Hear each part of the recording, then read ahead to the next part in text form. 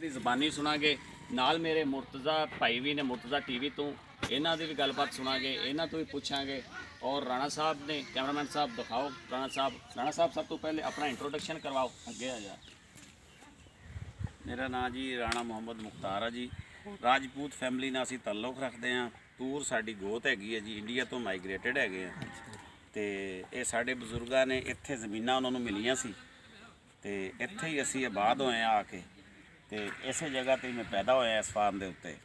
ਤੇ ਪੇਸ਼ੇ ਦੇ ਲਿਹਾਜ਼ ਨਾਲ ਉੱਥੇ ਐਜ਼ ਅ ਲਿਟੀਗੇਸ਼ਨ ਮੈਨੇਜਰ ਮੈਂ ਕੰਮ ਕਰਦਾ ਹਾਂ ਇੱਕ ਲਾਅ ਫਰਮ ਦੇ ਵਿੱਚ ਹਾਂਗਕਾਂਗ ਦੇ ਵਿੱਚ।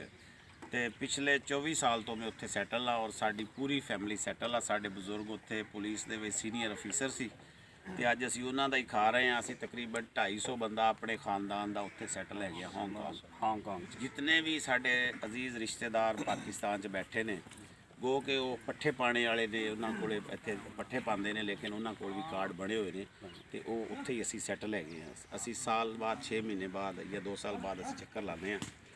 ਲੇਕਿਨ ਇਹ ਹੈ ਵੀ ਉੱਥੇ ਜਿਤਨੀਆਂ ਵੀ ਸਹੂਲਤਾਂ ਸਾਨੂੰ ਹੈ ਨੇ, ਜਿਤਨਾ ਅਸੀਂ ਪੈਸਾ ਕਮਾ ਰਹੇ ਹਾਂ ਉੱਥੇ, ਤੇ ਉਹਦਾ ਇਤਨਾ ਸਕੂਨ ਨਹੀਂ ਹੈਗਾ ਜਿਹੜਾ ਇੱਥੇ ਸਕੂਨ ਹੈਗਾ ਇਸ ਜ਼ਮੀਨ ਨਾਲ, ਇਸ ਮਿੱਟੀ ਨਾਲ।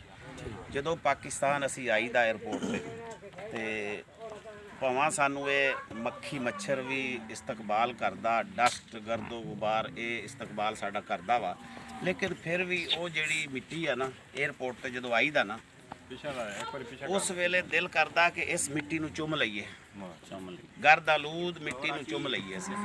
ਯਾਨੀ ਇਹਦੀ ਇਤਨੀ ਤਾਸੀਰ ਆ ਇਸ ਮੁਲਕ ਦੀ ਮਿੱਟੀ ਨਾਲ। ਬਹੁਤ ਅੱਛੀ ਰਾਣਾ ਸਾਹਿਬ। ਔਰ ਇਹ ਸਾਡਾ ਇੱਕ ਇਸਲਾਮੀ ਮਰਕਜ਼ ਬਣੇਗਾ ਇਨਸ਼ਾਅੱਲਾ, ਵਰਲਡ ਦਾ, ਮੁਸਲਮਾਨਾਂ ਦਾ। ਔਰ ਇਮਰਾਨ ਖਾਨ ਸਾਹਿਬ ਨੇ, ਅੱਲਾ ਉਹਨਾਂ ਦੀ ਜ਼ਿੰਦਗੀ ਕਰੇ, ਔਰ ਜਿਸ ਕਿਸਮ ਦਾ ਉਹਨਾਂ ਦਾ ਇਮੇਜ ਆ, ਉਹਨਾਂ ਦਾ ਕੰਮ ਚੱਲ ਰਿਹਾ ਵਾ ਮਾਸ਼ਾਅੱਲਾ, ਇਹ ਸਾਡੇ ਲੋਕਾਂ ਨੂੰ ਉਮੀਦਾਂ ਲੱਗ ਪਈਆਂ ਨੇ ਕਿ ਅਸੀਂ ਇਸ ਮੁਲਕ ਦੇ ਵਿੱਚ ਆ ਕੇ ਅਸੀਂ ਬਹੁਤ ਕੁਝ ਕਰ ਸਕਦੇ ਹਾਂ ਮੁਲਕ ਵਾਸਤੇ ਇਨਸ਼ਾਅੱਲਾ। ਔਰ ਮਾਸ਼ਾਅੱਲਾ ਪਾਕਿਸਤਾਨ ਦੀ ਆਰਮੀ ਉਹਦੇ ਉੱਤੇ ਸਾਨੂੰ ਪੂਰਾ ਇਤਮਾਦ ਹੈਗਾ ਇਨਸ਼ਾਅੱਲਾ। ਚੋਰ ਲੁਟੇਰੇ ਇਹ ਲੋਕ ਜਿਹੜੇ ਸੀ ਕਰਪਟ ਹੈਗੇ ਸੀ ਤੇ ਇਹਨਾਂ ਲੋਕਾਂ ਨੂੰ ਫੜ ਲਿਆ ਗਿਆ ਤੇ ਅੱਛਾ ਹੋ ਗਿਆ। ਔਰ ਇਹਨਾਂ ਨੂੰ ਛੱਡਣਾ ਨਹੀਂ ਚਾਹੀਦਾ ਇਨਸ਼ਾਅੱਲਾ ਨਹੀਂ ਛੱਡਣਾ। ਹਾਂ, ਇਹਨਾਂ ਨੂੰ NRO ਵੀ ਨਹੀਂ ਦੇਣਾ ਚਾਹੀਦਾ ਔਰ ਇਹਨਾਂ ਲੋਕਾਂ ਨੂੰ ਕਟਹਿਰੇ ਦੇ ਵਿੱਚ ਲੈ ਕੇ ਜਾਣਾ ਚਾਹੀਦਾ, ਛੱਡਣਾ ਨਹੀਂ ਚਾਹੀਦਾ ਇਨਸ਼ਾਅੱਲਾ ਜੀ। ਇਨਸ਼ਾਅੱਲਾ ਮੁਲਕ ਹੁਣ ਤੁਸੀਂ ਦੇਖੋ ਉਹ ਜ਼ਰਦਾਰੀ ਸਾਹਿਬ ਸੀ, ਉਹ ਇੱਕ ਕਰਪਟ ਔਰ ਚੋਰ ਆਦਮੀ ਹੈ, ਠੀਕ ਹੈ ਜੀ। ਉਸਨੇ ਦੇਖੋ ਕਿਤਨਾ ਮੁਲਕ ਨੂੰ ਲੁੱਟਿਆ। ਕਲਿਫਟਨ ਜਾ ਕੇ ਵੇਖ ਲਓ, ਸਾਰੇ ਆਸ-ਪਾਸ ਦੇ ਘਰ ਖਾਲੀ ਕਰਾ ਕੇ ਮਲਕੀਅਤ ਬਣ ਗਈ ਉਸਦੀ, ਹਾਂਜੀ। ਤੇ ਸਿਆਸਤ ਤੋਂ ਆਉਣ ਤੋਂ ਪਹਿਲਾਂ ਉਹਦੀ ਦੇਖੋ, ਉਹਦਾ ਤੁਸੀਂ ਜਿਹੜਾ ਉਹਨੇ ਗੋਸ਼ਵਾਰੇ ਦਰਜ ਕਰਾਏ ਸੀ ਆਪਣਾ ਇਲੈਕਸ਼ਨ ਕਮਿਸ਼ਨ ਦੇ ਵਿੱਚ, ਕਿਤਨੀ ਉਹਦੀ ਇਨਕਮ ਹੈਗੀ। ਮੈਂ ਦਾਅਵੇ ਨਾਲ ਕਹਿ ਸਕਦਾ ਕਿ ਪਿਛਲੇ 24 ਸਾਲ ਦੇ ਵਿੱਚ ਮੇਰੀ ਐਵਰੇਜ ਇਨਕਮ ਜਿਹੜੀ ਰਹੀ ਆ ਉਹ 60 ਤੋਂ 80 ਲੱਖ ਰੁਪਇਆ ਮੰਥਲੀ ਐਵਰੇਜ ਰਹੀ ਆ ਮੇਰੀ ਪਿਛਲੇ 24 ਸਾਲ ਦੇ ਵਿੱਚ। ਤੇ ਅਲਹਮਦੁਲਿਲਾ ਮੇਰੇ ਆਪਣਾ 9 ਬੇਟੇ ਨੇ, 6 ਬੇਟੀਆਂ ਨੇ, 3 ਬੀਵੀਆਂ ਨੇ। ਔਰ ਸਾਡਾ ਬੜੀ ਮੁਸ਼ਕਿਲ ਨਾਲ ਇੰਨਾ ਪੈਸਾ ਕਮਾ ਕੇ ਸਾਡੀ ਰੋਜ਼ੀ ਰੋਟੀ ਮਸਾਂ ਚੱਲਦੀ ਹੈ, ਦਿਨ ਰਾਤ ਮਿਹਨਤ ਕਰਨ ਨਾਲ। ਤੇ ਇਹ ਅਸੀਂ ਸਾਡੀ ਤਾਂ ਸੋਚ ਤੋਂ ਵੀ ਇਹ ਕੰਮ ਜਿਹੜਾ ਉਹ ਬਾਹਰ ਹੈਗਾ ਕਿ ਇਹ ਕਿਵੇਂ ਇੱਕ ਦਿਨਾਂ 'ਚ ਇਹ ਚੰਦ ਦਿਨਾਂ ਦੇ ਵਿੱਚ ਹੀ ਇਹ ਅਮੀਰ ਬਣ ਗਏ ਨੇ ਇਸ ਤਰ੍ਹਾਂ ਮਾਸ਼ਾਅੱਲਾ। ਸਿਵਾਏ ਹਰਾਮ ਕਰਪਸ਼ਨ ਤੋਂ ਇਲਾਵਾ ਇਹ ਅਮੀਰ ਇਹ ਕਿਵੇਂ ਬਣ ਗਏ ਨੇ। ਬਾਕੀ ਇਮਰਾਨ ਸਾਹਿਬ ਨਾਲ, ਵਜ਼ੀਰ ਆਜ਼ਮ ਸਾਹਿਬ ਨਾਲ ਇੱਕ ਮੇਰਾ ਮੁਤਾਲਬਾ ਹੈਗਾ। ਉਹ ਮੁਤਾਲਬਾ ਇਹ ਹੈਗਾ ਕਿ ਜਹਾਂਗੀਰ ਤਰੀਨ ਸਾਹਿਬ, ਉਹ ਜਮਾਂਦਰੂ ਤਾਂ ਅਮੀਰ ਕੋਈ ਨਹੀਂ ਸੀ ਇਤਨਾ, ਉਹ ਜਹਾਜ਼ ਉਹ ਜਮਾਂਦਰੂ ਤਾਂ ਨਹੀਂ ਉਹਨੂੰ ਮਿਲ ਗਏ ਸੀ। ਉਹਨਾਂ ਦੇ ਰਿਸ਼ਤੇਦਾਰਾਂ ਨੇ ਕਰਜ਼ੇ ਲਏ ਸਾਰੇ, ਕੋਈ ਮਾਸੀ ਚਾਚਾ ਤਾਇਆ ਰਿਸ਼ਤੇਦਾਰ ਸਾਰਿਆਂ ਨੂੰ ਕਰਜ਼ੇ ਲੈ ਕੇ ਤੇ ਉਹਨੇ ਰਾਈਟ ਆਫ ਕਰਵਾ ਲਏ। ਇਹ ਕਿਉਂ ਨਹੀਂ ਫੜਦਾ? ਇਹ ਮੇਰਾ ਇੱਕ ਮੈਸੇਜ ਹੈ PTI ਹੁਕੂਮਤ ਨੂੰ, ਜਹਾਂਗੀਰ ਤਰੀਨ ਨੂੰ ਅਗਰ ਨਾ ਫੜਿਆ ਗਿਆ ਤਾਂ ਉਹ ਇਹਨਾਂ ਦੇ ਪੈਰਾਂ ਦੇ ਵਿੱਚ ਬੇੜੀਆਂ ਬਣ ਜਾਏਗਾ। ਇਹ ਮੇਰੀ ਗੱਲ ਤੁਸੀਂ ਯਾਦ ਕਰ ਲੈਣਾ, ਟਾਈਮ ਲਿਖ ਲਓ ਅੱਜ, ਠੀਕ ਹੈ। ਅੱਜ ਅਕਤੂਬਰ ਦੀ 21 ਤਾਰੀਖ ਹੈ 2019। ਜਦੋਂ ਇਹਨਾਂ ਦੀ ਹੁਕੂਮਤ ਖਤਮ ਹੋਈ ਜਾਂ ਨਾਕਾਮੀ ਦਾ ਜ਼ਰੀਆ ਬਣਿਆ, ਇਹ ਜਹਾਂਗੀਰ ਤਰੀਨ ਬਣੇਗਾ, ਠੀਕ ਹੈ। ਕਿਉਂਕਿ ਇਹ ਬਾਹਰ ਦੇ ਲੋਕਾਂ ਨੂੰ ਫੜਦੇ ਨੇ, ਆਪਣਿਆਂ ਨੂੰ ਕਿਉਂ ਨਹੀਂ ਫੜਦੇ? ਇਨਸ਼ਾਅੱਲਾ ਜੀ ਅਸੀਂ ਮੈਸੇਜ ਇਮਰਾਨ ਖਾਨ ਤੱਕ ਪਹੁੰਚਾਵਾਂਗੇ, ਇਨਸ਼ਾਅੱਲਾ ਪਹੁੰਚੇਗਾ। ਇਨਸ਼ਾਅੱਲਾ ਇਮਰਾਨ ਖਾਨ ਕਹਾਂਗੇ ਵੀ ਐਕਸ਼ਨ ਲਵੇ ਇਹਦੇ ਤੇ। ਔਰ ਨਾਜ਼ਰੀਨ, ਇਹ ਸੀ ਰਾਣਾ ਸਾਹਿਬ ਦਾ ਇੰਟਰੋਡਕਸ਼ਨ। ਹੁਣ ਰਾਣਾ ਸਾਹਿਬ ਤੋਂ ਪੁੱਛਾਂਗੇ ਇਹਨਾਂ ਕੋਲ ਕਿਹੜੀ ਨਸਲ ਹੈ, ਕਿੰਨੇ ਜਾਨਵਰ ਨੇ, ਪੂਰੀ ਇਨਫੋਰਮੇਸ਼ਨ ਲਵਾਂਗੇ ਜਾਨਵਰਾਂ ਦੇ ਮੁਤਲਕ, ਕਿਵੇਂ ਦੁੱਧ ਲੈਂਦੇ ਨੇ, ਕਿੰਨਾ ਦੁੱਧ ਦਿੰਦੇ ਨੇ, ਜਾਂ ਕੀ ਇਹਨਾਂ ਦੀ ਇੱਕ ਆਪਣੀ ਇਹਨਾਂ ਕੋਲ ਬਰੀਡ ਹੈ ਜਿਹੜੀ ਇਹਨਾਂ ਦੇ ਪਿੱਛੋਂ ਮਤਲਬ 100 ਸਾਲ ਤੋਂ ਇਹਨਾਂ ਦੇ ਨਾਲ ਚੱਲੀ ਆ ਰਹੀ ਹੈ, ਉਹਨਾਂ ਤੇ ਵੀ ਕਾਫੀ ਕੰਮ ਕਰ ਰਹੇ ਨੇ। ਔਰ ਇੱਕ ਨਸਲ ਫਲੈਕਵੇ ਨਵੀਂ ਨਸਲ ਲੈ ਕੇ ਆਏ ਨੇ, ਉਹਨਾਂ ਤੇ ਹੁਣ ਮਾਸ਼ਾਅੱਲਾ ਬੜਾ ਅੱਛਾ ਕੰਮ ਕਰ ਰਹੇ ਨੇ। ਤੇ ਇਹ ਸਭ ਤੋਂ ਪਹਿਲੇ ਰਾਣਾ ਸਾਹਿਬ ਤੁਸੀਂ ਇੱਕ ਕੱਲ ਸਾਨੂੰ ਦੱਸਿਆ ਸੀ ਕਿ ਸਾਹੀਵਾਲ ਜਿਹੜੀ ਹੈ ਇਹ ਸਾਡੇ ਇਲਾਕੇ ਦੀ ਇੱਕ ਨਸਲ ਹੈ, ਇਹਦੇ ਤੇ ਮੈਂ ਕੰਮ ਕਰ ਰਿਹਾ। ਲੋਕ ਇਹਨੂੰ ਮਕਾਣਾ ਚਾਹ ਰਹੇ ਨੇ, ਲੇਕਿਨ ਮੈਂ ਇਹਦੇ ਤੇ ਕੰਮ ਕਰਨਾ ਹੈ, ਇਹਨੂੰ ਅੱਗੇ ਵਧਾਉਣਾ ਹੈ ਤਾਂ ਕਿ ਲੋਕ ਇਹਦੇ ਵੱਲ ਆਵਣ। ਤੇ ਇਹਦੇ ਬਾਰੇ ਸਭ ਤੋਂ ਪਹਿਲੇ ਦੱਸੋ ਕਿ ਇਜ਼ਹਾਰ ਖਿਆਲਾਤ ਇਜ਼ਹਾਰ। ਇਹ ਜੀ ਸਾਹੀਵਾਲ ਦੀ ਬਰੀਡ ਆ ਜੀ। ਹਾਂਜੀ ਇਹ ਸਾਡੇ ਦੋਸਤ ਨੇ ਅਬਦੁਲ ਸਤਾਰ ਵਡਾਇਸ਼ ਸਾਹਿਬ, ਉਹਨਾਂ ਦਾ ਫਾਰਮ ਹੈਗਾ ਜੀ, ਤੇ ਇਹ ਉਹਨਾਂ ਨੇ ਸਾਨੂੰ ਗਿਫਟ ਕੀਤਾ ਸੀ ਇਹ। ਠੀਕ ਇਹ ਤੇ ਇਹਦੀ ਮਾਂ, ਠੀਕ ਹੈ ਜੀ। ਔਰ ਇਹ ਮਾਸ਼ਾਅੱਲਾ ਇੱਕ ਇਹ ਪ੍ਰੂਵਨ ਬੁੱਲ ਹੈਗਾ ਜੀ। ਇਹਦੀਆਂ ਇਹ ਇਹਦਾ ਪਿਛਲੇ 15 ਸਾਲ ਤੋਂ ਇਹਦਾ ਰਿਕਾਰਡ ਹੈਗਾ ਇਹਦੀ ਨਸਲ ਦਾ। ਠੀਕ ਹੈ ਔਰ ਇੱਕ ਇਹ ਪਿਓਰ ਪ੍ਰੂਵਨ ਬੁੱਲ ਆ। ਔਰ ਮੈਂ ਤਾਂ ਇਹ ਚੈਲੰਜ ਕਰਾਂਗਾ ਇਸ ਬੁੱਲ ਨੂੰ ਕਿ ਇਹ ਜਿਹੜਾ ਸਾਹੀਵਾਲ ਦੀ ਬਰੀਡ ਗਵਰਨਮੈਂਟ ਕੋਲੇ ਹੈਗੀ ਹੈ, ਸ਼ਾਇਦ ਇਹ ਉਸ ਤੋਂ ਵੀ ਇਹ ਟਾਪ ਦੀ ਬਰੀਡ ਹੋਵੇ। ਗੁੱਡ। ਉਹ ਇਸ ਤਰ੍ਹਾਂ ਮੈਂ ਕਹਿ ਸਕਣਾ ਕਿ ਪਿਛਲੇ ਸਾਲ ਮੈਂ ਆਇਆ ਸੀ ਇੱਥੇ ਅਕਤੂਬਰ ਦੇ ਵਿੱਚ, ਤੇ ਇਹਦੀ ਮਾਂ ਜੀ, ਇਹ ਕੈਮਰਾਮੈਨ ਸਾਹਿਬ ਇਹ ਮਾਂ ਹੈ ਜੀ। ਇਸ ਬੁੱਲ ਦੀ ਮਾਂ ਵਾ। ਇਹ ਇਸ ਦਾ ਪਹਿਲੇ ਸੂਏ ਦਾ ਇਹ ਬੁੱਲ ਆ। ਠੀਕ ਹੈ। ਪਹਿਲੇ ਸੂਏ ਦਾ ਇਹਦਾ ਇਹ ਬੁੱਲ ਹੈਗਾ ਜੀ। ਔਰ ਦੂਸਰੇ ਸੂਏ ਦੀ ਇਹਦੀ ਵੱਛੀ ਆ। ਤੀਸਰੇ ਸੂਏ 'ਚ ਇਹ ਹੁਣ 7 ਮਹੀਨੇ ਦੀ ਇਹਦੇ ਜ਼ਰਾ ਚਾਚ ਫਿਰ ਘੁੰਮ ਕੇ ਵਿਖਾ। ਦੁੱਧ ਕਿੰਨਾ ਕਰ ਰਹੀ ਹੈ? ਇਹ ਦੁੱਧ ਜੀ ਪਿਛਲੇ ਸਾਲ ਮੈਂ ਇੱਥੇ ਇਸ ਗਾਂ ਨੂੰ ਚੋਇਆ ਸੀ ਜਦੋਂ ਇਹ ਸੂਈ ਸੀ। ਉਸ ਵੇਲੇ ਇਸ ਗਾਂ ਦਾ 12 ਲੀਟਰ ਸਵੇਰ ਹਾਂਜੀ ਮਿਣ ਕੇ ਦੁੱਧ ਗੜਵੀ ਨਾਲ, ਜੀ। ਠੰਡਾ ਦੁੱਧ, ਔਰ 12 ਹੀ ਸੈਕਿੰਡ ਟਾਈਮ।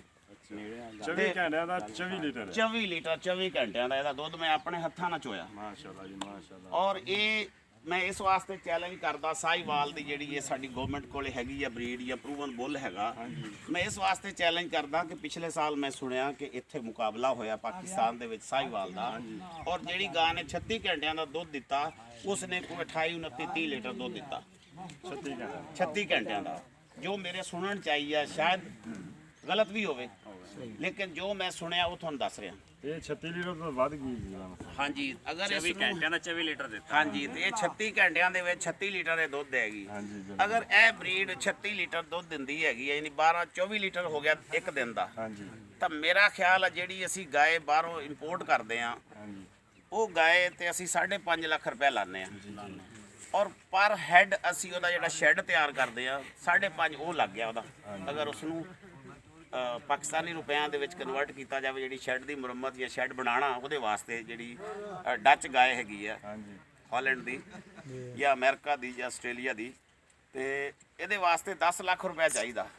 ਤੇ ਇਹ ਗਾਂ ਤੁਸੀਂ ਦੇਖੋ, ਇਹ ਅੱਗੇ ਨਵੀਂ ਨਸਲ ਬਣਾਉਣ ਵਾਸਤੇ ਹੁਣ ਮਾਸ਼ਾਅੱਲਾ ਸਾਡੇ ਕੋਲ ਇਸ ਵੇਲੇ ਗਾਂ ਕੋਈ 20 ਸੂ ਪਈਆਂ ਨੇ, ਔਰ ਇਹ ਪਿਓਰ ਸੈਕਸ ਸੀਮਨ ਹੈਗਾ ਜੀ ਇਹ। ਹਾਂਜੀ ਹਾਂਜੀ ਇਹਦੀਆਂ ਜਿੰਨੇ ਵੀ ਬੱਚੇ ਪੈਦਾ ਹੋਏ ਨੇ ਉਹ ਵੱਛੀਆਂ ਪੈਦਾ ਹੋਈਆਂ ਨੇ ਇਹ ਬੁੱਲ ਦੀਆਂ। ਠੀਕ ਹੋ ਗਿਆ। ਇੱਧਰ ਬੁੱਲ ਸਾਹਮਣੇ ਲੈ ਕੇ ਇਹ ਬੁੱਲ ਦਿਖਾਓ। ਲੈ ਗਿਆ।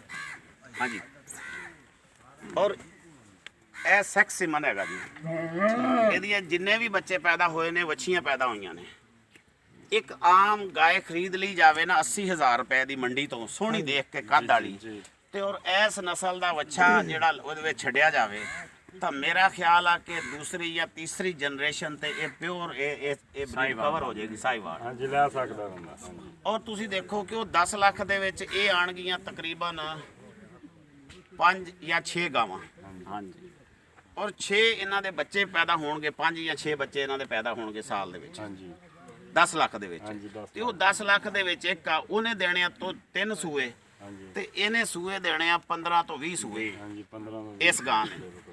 ਤੇ ਔਰ ਇਹਦਾ 3 ਸਾਲ ਦਾ ਬੱਚਾ ਤਿਆਰ ਹੋਇਆ ਉਹ ਮੰਡੀ ਤੇ ਬਕਰੀਦ ਤੇ ਉਹ 2.5 ਤੋਂ 3 ਲੱਖ ਦਾ ਵਿਕ ਸਕਦਾ ਵਾ। ਰਾਣਾ ਸਾਹਿਬ ਮੈਂ ਸੁਣਿਆ ਕਿ ਇਹਦਾ ਦੁੱਧ ਵੀ ਮੱਝ ਵਰਗਾ ਹੀ ਹੁੰਦਾ ਸਾਹੀਵਾਲ ਨਸਲ ਦਾ, ਬਿਲਕੁਲ ਜੀ, ਇਸੇ ਤਰ੍ਹਾਂ ਹੀ ਆ। ਇਹਦੀ 5+ ਇਹਦੀ ਜਿਹੜੀ ਉਹ ਫੈਟ ਲੱਗਦੀ ਹੈਗੀ ਹੈ, 5+ ਹੈਗੀ ਹੈ ਇਹਦੀ। ਠੀਕ ਹੈ ਸਭ ਦੂਜਾ ਦਿਖਾਓ। ਹੁਣ ਉਹ ਫਲੈਕਵੇ ਦਾ ਸਾਨੂੰ ਇਨਫੋਰਮੇਸ਼ਨ ਦਿਓ। ਉਧਰ ਅਮਰੀਕਨ ਵੀ ਖੜਾ। ਹਾਂਜੀ ਇਹ ਹੈਗਾ ਜੀ। ਨਾਜ਼ਰੀਨ ਅਮਰੀਕਨ ਵੀ ਤੁਹਾਨੂੰ ਦਿਖਾਵਾਂਗੇ, ਉਹਦੇ ਬਾਰੇ ਵੀ। ਅਮਰੀਕਨ ਦੂਸਰੇ ਪਾਸੇ ਹੈਗਾ। ਅੱਛਾ ਅੱਛਾ, ਕੋਈ ਮਸਲਾ ਇਹ ਨਹੀਂ। ਵੇਖੋ ਜੀ, ਇਹ ਹੈਗਾ ਜੀ ਫਲੈਕਵੇ। ਫਲੈਕਵੇ ਪੂਰੀ ਤਸਵੀਰ ਵਿੱਚ ਹਾਂਜੀ, ਇਹ ਕਿੱਥੋਂ ਇੰਪੋਰਟ ਕੀਤਾ ਤੁਸੀਂ? ਮਤਲਬ ਤੁਹਾਨੂੰ ਇਹਦਾ ਸ਼ੌਕ ਕਿੱਥੋਂ ਪੈਦਾ ਹੋਇਆ ਇਸ ਨਸਲ ਦਾ? ਇਹਦੇ ਮਤਲਬ ਇਹ ਦੇਖੋ ਜੀ, ਅਸੀਂ ਭਾਵੇਂ ਮੈਂ 24 ਸਾਲ ਤੋਂ ਹਾਂਗਕਾਂਗ ਦੇ ਵਿੱਚ ਸੈਟਲ ਹੈਗਾ ਨਾ ਜੀ, ਲੇਕਿਨ ਉਹ ਕਹਿੰਦੇ ਹੁੰਦੇ ਆ ਕਿ ਜਿਹੜਾ ਹੀਰਾ ਹੁੰਦਾ ਨਾ, ਉਹ ਰੂੜੀ ਦੇ ਵਿੱਚ ਵੀ ਉਹ ਬੰਦਾ ਤਲਾਸ਼ ਕਰ ਲੈਂਦਾ, ਜਿਹੜਾ ਉਹਦਾ ਸ਼ਨਾਖਤ ਕਰਨ ਵਾਲਾ ਬੰਦਾ। ਇਹ ਸਾਡੇ ਇੱਕ ਦੋਸਤ ਨੇ ਜੀ ਇੱਥੇ ਚਨਿਓਟ, ਇਹ ਉਹਨਾਂ ਨੇ ਗਾਂ ਪਿਛਲੇ ਸਾਲ ਇੰਪੋਰਟ ਕੀਤੀ ਸੀ ਹਾਲੈਂਡ ਤੋਂ, ਠੀਕ ਹੈ ਡੱਚ, ਤੇ ਉਹਦਾ ਰਿਕਾਰਡ ਹੈਗਾ ਸੀ ਦੁੱਧ ਦਾ 55 ਲੀਟਰ ਇੱਕ ਦਿਨ ਦਾ। ਇੱਕ ਦਿਨ ਦਾ। ਤੇ ਲੇਕਿਨ ਉਹਨਾਂ ਨੂੰ ਇਹ ਨਹੀਂ ਸੀ ਪਤਾ, ਜਦੋਂ ਉਹ ਇੱਕ ਡਾਕਟਰ ਸਾਹਿਬ ਦੀ ਸਾਨੂੰ ਤਲਾਸ਼ ਸੀ, ਉਹ ਡਾਕਟਰ ਸਾਹਿਬ ਨੂੰ ਲੱਭਦੇ ਅਸੀਂ ਇਸ ਵੱਛੇ ਤੇ ਸਾਡਾ ਉਹ ਕੈਮਰਾ ਨਜ਼ਰ ਪੈ ਗਈ। ਨਜ਼ਰ ਪੈ ਗਈ। ਜਦੋਂ ਇਹ ਵੱਛੇ ਤੇ ਨਜ਼ਰ ਪੈ ਗਈ, ਅਸੀਂ ਉਹ ਡਾਕਟਰ ਨੂੰ ਵੀ ਛੱਡਤਾ, ਸਾਰੇ ਕੰਮ ਛੱਡ ਦਿੱਤੇ। ਉਹ ਬੰਦੇ ਆਪਣੇ ਨੂੰ ਆਖਿਆ ਵੀ ਯਾਰ ਇਸ ਵੱਛੇ ਤੇ ਜਾ, ਇਹਦੇ ਜਿੰਨੇ ਪੈਸੇ ਮੰਗਦੇ ਆ ਨਾ, ਬੰਦੇ ਨੂੰ ਕਹਿ ਦਿੱਤਾ ਵੀ 5 ਲੱਖ ਰੁਪਈਆ ਬੰਨ ਲਾ ਆਪਣੇ ਕੋਲੇ ਤੇ ਚਲਾ ਜਾ।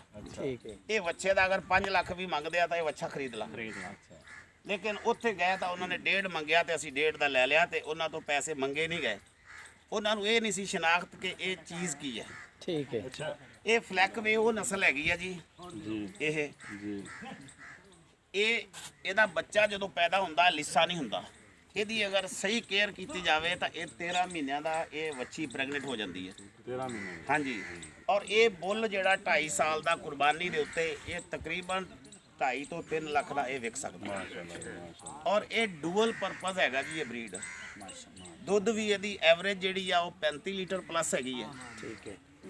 ਤੇ ਬਰੀਡ ਆਪਣਾ ਗੋਸ਼ਤ ਵਾਸਤੇ ਵੀ ਇਹ ਬਿਹਤਰ ਆ। ਬਿਹਤਰ ਹੈ। ਕੱਦ ਔਰ ਕਾਠ ਦੁੱਧ ਬੜਾ ਵਾਸਤੇ ਕਰਦਾ, ਕੱਦ ਕਾਠ ਇਹ ਬੜਾ ਕਰਦਾ ਵਾ। ਦੁੱਧ ਇਹਦਾ ਵੀ ਸਹੀ ਬਾਤ ਹੈਗਾ, ਸਹੀ ਹਾਂਜੀ ਇਹ ਬਿਹਤਰ ਆ। ਔਰ ਇਹ ਜਿਹੜਾ ਫਲੈਕ ਵੇ ਹੈਗਾ, ਹੁਣ ਤੁਸੀਂ ਦੇਖ ਲਓ ਰਸ਼ੀਆ ਦੇ ਵਿੱਚ ਉਹਨਾਂ ਨੇ ਜਿਹੜੀ ਹੈ ਨਾ ਆਪਣਾ ਫਰੀਜ਼ੀਅਨ ਉਹ ਘਟਾ ਦਿੱਤੀ ਆ, ਉਹ ਫਲੈਕ ਵੇ ਤੇ ਚਲੇ ਗਏ ਨੇ। ਆਉਣ ਵਾਲਾ ਪੂਰੀ ਦੁਨੀਆ ਤੇ ਜਿਹੜਾ ਫਿਊਚਰ ਹੈਗਾ ਨਾ ਜੀ, ਉਹ ਆਸਟ੍ਰੇਲੀਆ ਦੀ ਜਿਹੜੀ ਗਾਂ ਉਹਨੂੰ ਛੱਡ ਕੇ ਫਰੀਜ਼ੀਅਨ ਨੂੰ ਇਹਦਾ ਫਿਊਚਰ ਹੈਗਾ। ਇੱਕ ਤਾਂ ਇਹਨੂੰ ਬਿਮਾਰੀ ਨਹੀਂ ਲੱਗਦੀ ਹੈਗੀ, ਬਿਮਾਰ ਨਹੀਂ ਹੁੰਦਾ। ਦੂਸਰੇ ਨੰਬਰ ਤੇ ਇਹ ਜਾਨਵਰ ਲਿੱਸਾ ਨਹੀਂ ਹੁੰਦਾ ਹੈਗਾ। ਇਹਦਾ ਕੱਦ ਰਾਣਾ ਸਰ ਐਡਾ ਹੀ ਰਹਿੰਦਾ ਕਿ ਕੱਦ ਵਧਾ? ਇਹ ਤਾਂ ਹੁਣ 1 ਸਾਲ ਦਾ ਨਾ ਜੀ, 1 ਸਾਲ ਦਾ। ਅੱਛਾ 1 ਸਾਲ ਦਾ। ਹਾਂਜੀ ਹਾਂਜੀ 1 ਸਾਲ ਦਾ ਹੈਗਾ, 1 ਸਾਲ ਦਾ। ਲੇਕਿਨ ਇਹਦੇ ਨਾਲ ਅਸੀਂ ਇੱਕ ਤੇ ਕੋਈ ਮੁਨਸ਼ੀ ਰੱਖਿਆ ਸੀ ਜੀ